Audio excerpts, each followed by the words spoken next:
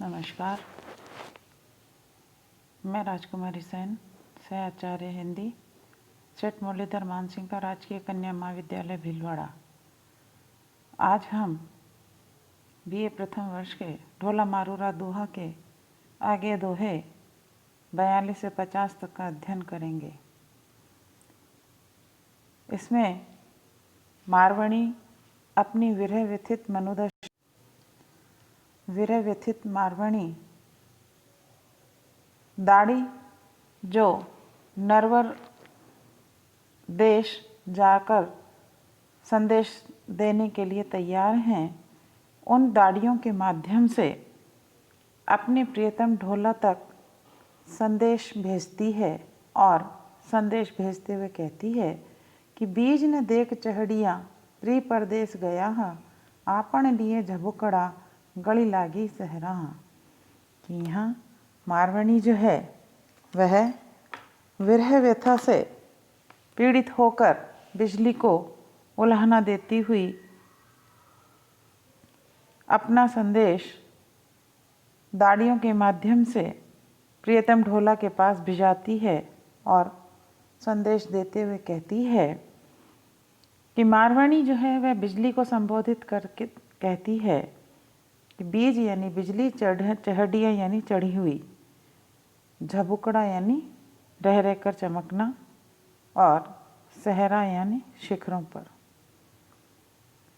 आगे मारवणी कहती है कि हे बिजली, कि तुम आकाश में चमकती हुई परदेश गए हुए दूसरों के प्रियजन को नहीं देखती हो। कहने का तात्पर्य कि मारवणी कहती है कि मेरे प्रियतम परदेश में हैं और मैं यहाँ अकेली विरह से पीड़ित हूँ, और ऐसी स्थिति में कि तुम स्वयं शिखरों का आलिंगन करती हुई रह रह कर के चमक रही हो और मेरी विरह वेदना को बढ़ा रही हो।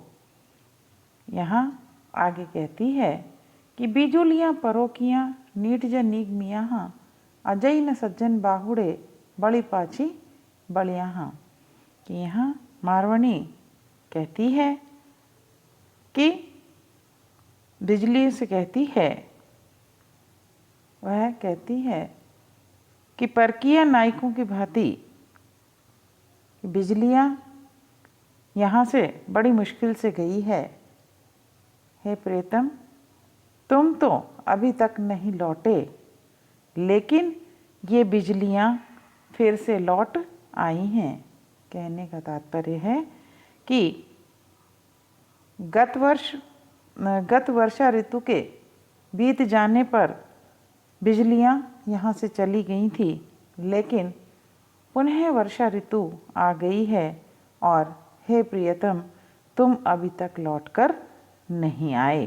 तो इस प्रकार मारवणी जो है अपने मन की व्यथा को अभिव्यक्त कर रही है। आगे कहती है कि जब तू ढोला नावियो मेहा निगम ताहा, किया कराई सज्जना दादा माही घना। कि यहाँ आगे मारवणी अपने प्रियतम ढोला के पास संदेश भेजती हुई कहती है कि हे ढोला, कि यदि तुम वर्षा समाप्त होने के बाद नहीं आए तो मैं ये समझ लूँगी कि मेरे द्वारा किए गए सभी पुण्य कर्म जो हैं वह जल गए हैं, अर्थात मेरे सौभाग्य के दिन अब समाप्त हो गए हैं, इसीलिए तुम यहाँ नहीं आ रहे हो। आगे वो कहती है कि बहिलौ आए वल्लहा नागर चतुर सुजान, तुझ बिन धन बिलकी फिरे गुण बिन लाल कमान।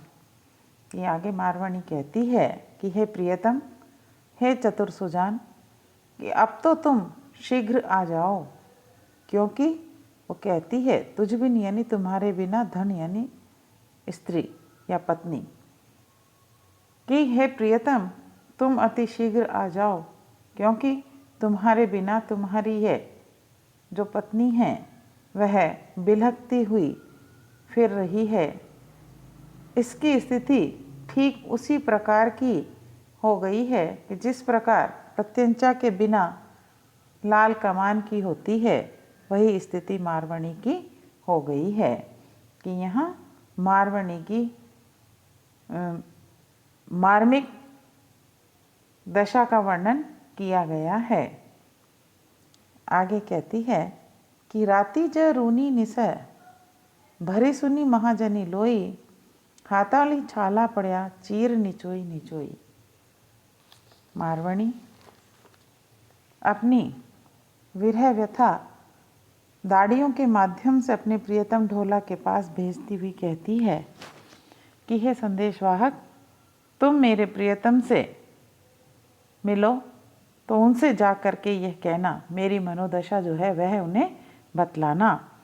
और वह कहती है कि कल रात, रूनी यानी रोना या रुदन, कि कल रात मैं प्रियतम की याद में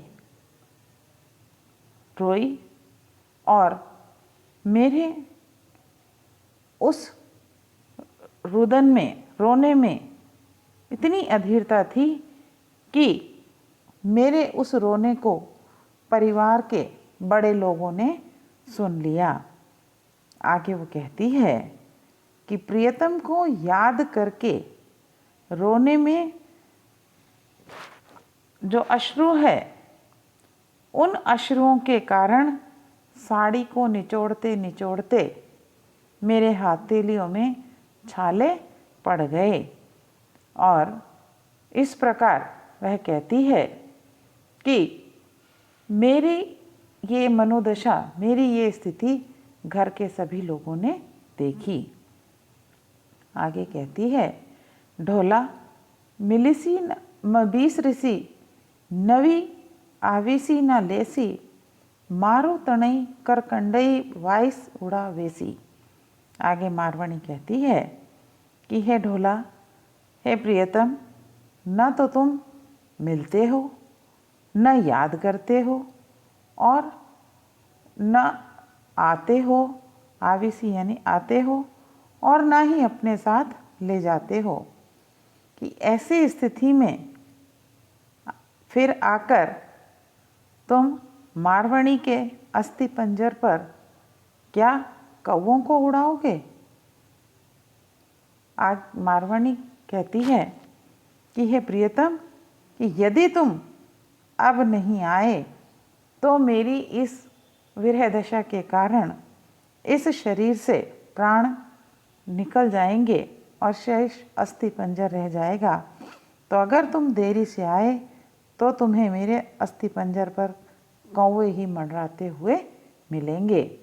तो तुम्हें आकर के, अगर नहीं आते हो तो तुम्हें फिर उन कौवों को ही उड़ाना पड़ेगा। आगे कहती है कि हियड़ई भीतर पैसी करी, उगण सज्जन रूख, उगऊ सज्जन रूख, नित सूकई नित पल वई, नित नित नवड़ा दुख। आगे मारवाणी जो है वह संदेशवाहक को संदेश देते हुए कहती है कि मेरे प्रियतम से जाकर ये संदेश कहना। कि मारवाणी कहती है कि हियड़ई यानी हृदय में, पैसी यानी प्रविष्ट होकर। मारवाणी कहती है कि मेरे हृदय में प्रविष्ट होकर साजन रूपी वृक्ष जो है वह उग आया है। वह वृक्ष नित्य ही सूखता है और नित्य ही पल्लवई यानी हरा भरा हो जाता है, पल्लवित होता है। कि जिससे नित्य ही नए नए दुख देखने पड़ते हैं। कहने का तात्पर्य है कि विरह जनित दशा में कि आशा और निराशा के कारण उसे कई प्रकार के कष्ट जो हैं वो उठाने पड़ते हैं। इसलिए वह कहती है कि सज्जन रूपी वृक्ष के कारण उसे अनेक दुख झेलने पड़ रहे हैं। आगे मारवाणी कहती है, अकथ कहानी प्रेम की, किणसु कही न जाई, गूंगा का सुपना भया, सुमर सुमर पिछताई।